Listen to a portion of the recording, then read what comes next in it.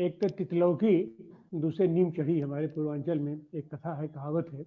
तो उमा जी एक तो महिला हैं, उसके बाद दलित समुदाय से आती है, लोधी समुदाय भी दलित समुदाय आता है। और भारतीय जनता पार्टी तो यूज एंड थ्रू की ही राजनीति करती है। जितने भी लोग अरे आए, सर एक मिनट सॉरी क्षमा करिएगा, दलित समुदाय में नहीं आता है, लोध लोग ओबीसी हैं। और दूसरी बात, वो अगर आप लोध गांव में गुजरेंगे तो लोध राजपूत कहते हैं अपने को। हालांकि उनकी सांस्कृतिक, आर्थिक और सामाजिक स्थिति कई जगहों पे बहुत खराब है और इस तरह का कोई कैपिटल नहीं उनके पास, लेकिन वो दलित समाज में नहीं, ओबीसी की बड़ी नेता। जी संदीप जी, ये जिस मातृ संस्था से भारतीय जनता पार्टी आती है, उसके यहाँ 4 ही वर्ण हैं, ब्राह्मण, क्षत्रिय, वैश्य, शूद्र। तो जो ब्राह्मण, क्षत्रिय, वैश्य नहीं है वो सब शूद्र हैं। आप अपने आप को आप डिफाइन करते रहिए, लेकिन उनके यहाँ की परिभाषा वही है। खैर चलिए, इस पर हम लोग आगे फिर कभी चर्चा करते रहेंगे। अब हम चलते हैं शैलेंद्र सैनी जी के पास। शैलेंद्र सैनी जी, भारतीय जनता पार्टी की जो मातृ संस्था है राष्ट्रीय स्वयंसेवक संघ, राष्ट्रीय स्वयंसेवक संघ पर किसी की दृष्टि नहीं जाती है कि वह क्या कर रहा है, कैसे सोच रहा है, क्या कर रहा है, जबकि सारा नियंत्रण तो वहीं से होता है। भारतीय जनता पार्टी तो उसकी राष्ट्रीय राजनीतिक संस्था है, और राष्ट्रीय स्वयंसेवक संघ जिसको चाहता है उसको शिखर पर पहुंचा देता है, जिसको चाहता है मटिया मेट कर देता है। आपके सामने उदाहरण मौजूद है, अशोक सिंघल ने अपना कपार उपार फड़वा के फोटो खिंचवा करके पूरा पूरा शहीद बन गए, और आज की तारीख में कहाँ है वो? ये प्रवीण तोगड़िया बहुत बड़े क्रांतिकारी नेता हुआ करते थे, आज की तारीख में कहाँ है? सब तो छोड़िए, आडवाणी जी जो रथ लेकर के पूरा निकले, पूरा माहौल बनाए, और from very beginning waiting prime minister ही रह गए, और आज की तारीख में भी वेट ही कर रहे हैं। तो ऐसी हालत में उमा भारती का भी जितना उपयोग करना था उतना तो उपयोग इनका हो गया। अभी तो खोइया के तरीके से, जैसे जो हम लोग यहाँ होता है कि अपने गन्ने का चूस करके इसको फेंक दिया गया है, अभी भी अगर वो खोइया सोच रही है कि नहीं अभी भी हम गन्ना है, हमको अभी बोया जाएगा खेत में और हमारे में अभी भी वृक्ष फूटेगा, तो हमारे अंदर से उनका दम्भ ये क्या अपना टूट गया है क्या? वो हमारे अंदर से वो कई बार घोषणा कर चुकी है, जल समाधि लेने की घोषणा की है, अपना राजनीति से संन्यास लेने की घोषणा की है। तो इस घोषणा को भी आप लोग ये किस तरीके से देखते हैं शैलेंद्र सैनी जी? ये जो उमा भारती जी का घटनाक्रम है, इस घटनाक्रम को कई कई कोणों से देखने की आवश्यकता है, और कई कई कोणों से देखते हुए इसका विश्लेषण करते हुए समाज के कमजोर, दलित, वंचित तबके के लिए एक मैसेज भी है, इस बात को भी रेखांकित किया जाना चाहिए। पहली बात यह कि यह बिल्कुल ठीक है कि भाजपा में जो भी होता है वो राष्ट्रीय स्वयंसेवक संघ की इच्छा से ही होता है, राष्ट्रीय स्वयंसेवक संघ के निर्देश पर ही होता है।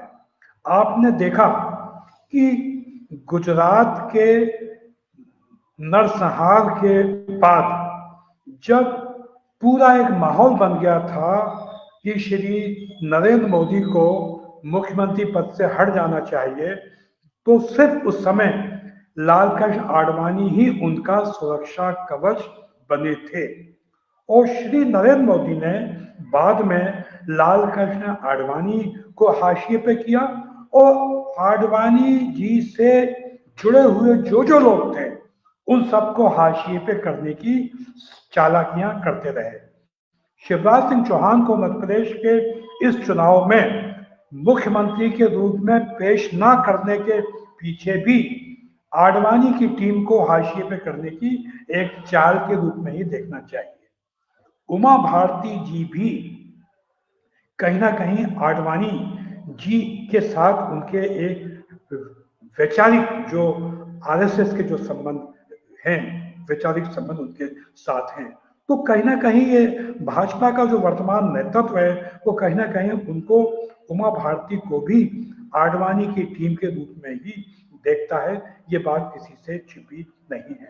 ये बात बिल्कुल ठीक है कि राष्ट्रीय स्वयंसेवक संघ जो है वो एक कट्टरपंथी ब्राह्मणवादी मानसिकता का संगठन है। वहां समाज के कमजोर, दलित, वंचित तबके का इस्तेमाल किया जाता है बाबरी मस्जिद को ढहाने में, सांप्रदायिक दंगे करवाने में, उस कमजोर तबके को आगे कर दिया जाता है। लेकिन जब लाभ लेने का मौका आता है तो उस कमजोर दलित वंचित तबके को लगातार हाशिए पे करने की साजिशें की जाती हैं। उमा भारती का जो ये कदम है, इस कदम को भाजपा नेतृत्व के खिलाफ एक विद्रोह के रूप में भी देखना चाहिए। आप देखिए कि बहुत सारी घटनाओं को आप अगर जोड़ के देखें तो आपको महसूस होगा कि भाजपा के भीतर नरेंद्र मोदी और अमित शाह के खिलाफ एक विद्रोह की चिंगारी सुलग रही है। नागपुर के सांसद और केंद्रीय मंत्री नितिन गडकरी ने ये जो कहा पिछले दिनों कि मैं अपने चुनाव प्रचार के पोस्टर में किसी भाजपा के बड़े नेता का फोटो नहीं लगाऊंगा, इसका मतलब साफ है कि वो नरेंद्र मोदी का फोटो नहीं लगाएंगे अपने चुनाव प्रचार में। तो कहीं ना कहीं ये भाजपा हाईकमान के खिलाफ विद्रोह की बात है। और भी कई ऐसी घटनाएं हैं जिनको इस विद्रोह की जो एक चिंगारी जो राख के ढेर के नीचे दबी हुई है उसके रूप में देखना चाहिए। उमा भारती का ये बयान मध्य प्रदेश की भाजपा सरकार को सवालों के कटघरे में खड़ा करता है।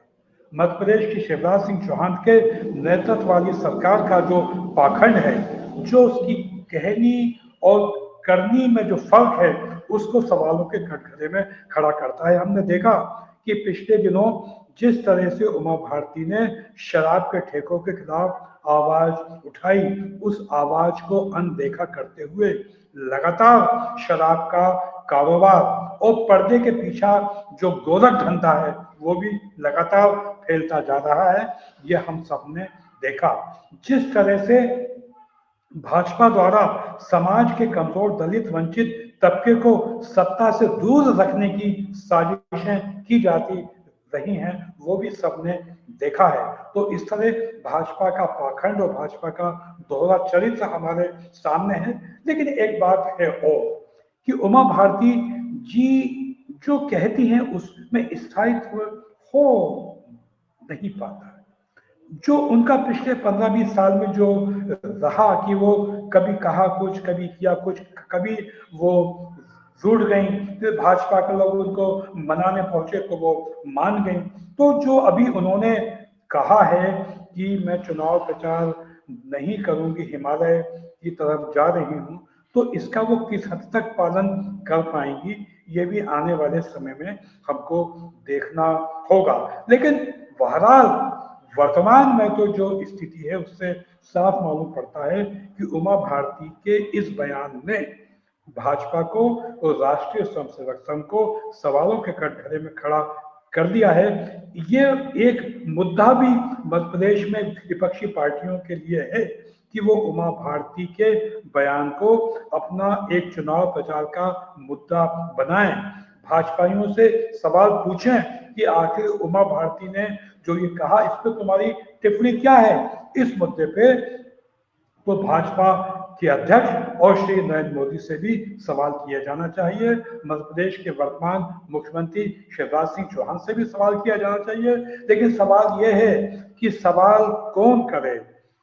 गोदी मीडिया में तो ये साहस है ही नहीं, उसका तो इतना नैतिक पतन हो चुका है कि वो अपनी दायित्व से विमुख हो गया है। अब ये तो आप हम जैसे लोग जो एक प्रतिपक्ष की भूमिका का भी निर्वहन कर रहे हैं और मीडिया का मोर्चा भी संभाल रहे हैं, हमको ही अपने सोशल मीडिया के प्लेटफॉर्म से नरेंद्र मोदी, शिवराज सिंह चौहान से पूछना चाहिए कि उमा भारती के इस बयान पे आपकी टिप्पणी क्या है।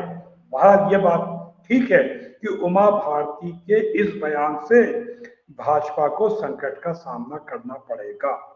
भाजपा की साख में कमी आई है और ये बयान भाजपा को बहुत भारी पड़ेगा।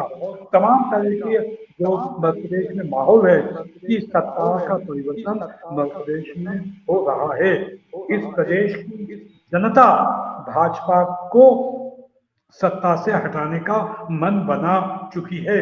तो ये जो मन बन रहा है, ये जो माहौल बन रहा है, इस माहौल को उमा भारती का ये बयान और ज्यादा ताकत प्रदान करेगा। और हमें मालूम है कि उमा भारती जी ने ये बयान बहुत सोच समझ के दिया है। उनको मालूम है कि मध्य प्रदेश में एक तो भाजपा सत्ता में नहीं आ रही, सत्ता में वापसी भाजपा की नहीं हो रही, ये उमा भारती को भी अच्छे से समझ में आ गया।